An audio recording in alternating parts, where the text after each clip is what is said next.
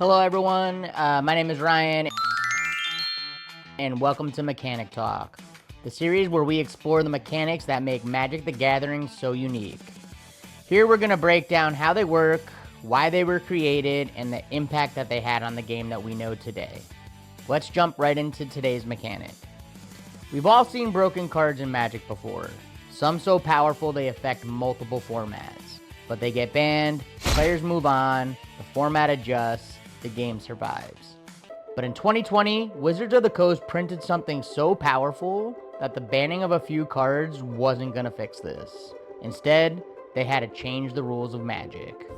The mechanic we're talking about today is Companion. When Companion was introduced in Ikoria, Lair of the Behemoth, the idea seemed simple. Give players a new way to build decks, give them a reward for following restrictions. Instead of just having cards in your deck available to you, you could have a creature waiting for you outside the game that you could cast if you met the deck building restrictions for that companion.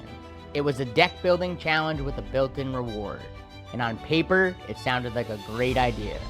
The problem? The reward was always there. Right there.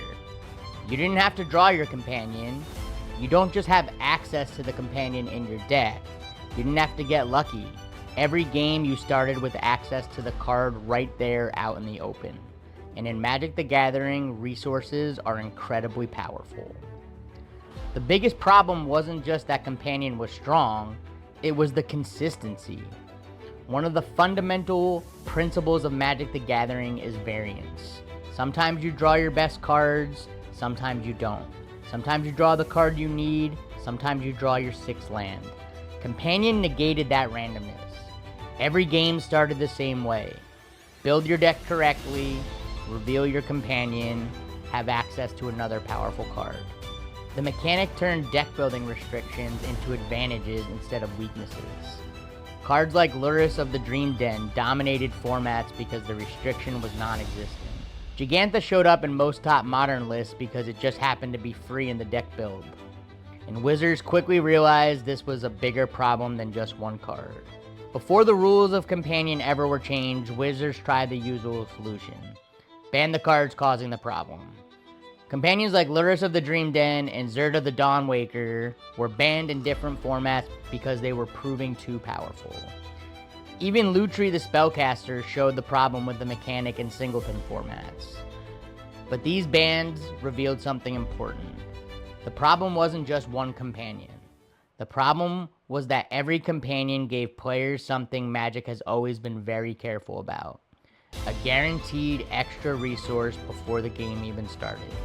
Eventually, Wizards had to make a decision. They could keep banning individual companions, or they could address the mechanic itself. And on June 1st, 2020, Wizards changed how Companion worked. Instead of being able to cast your companion directly from outside the game, you first had to pay 3 generic mana to move it into your hand. A small rule change, but a massive statement.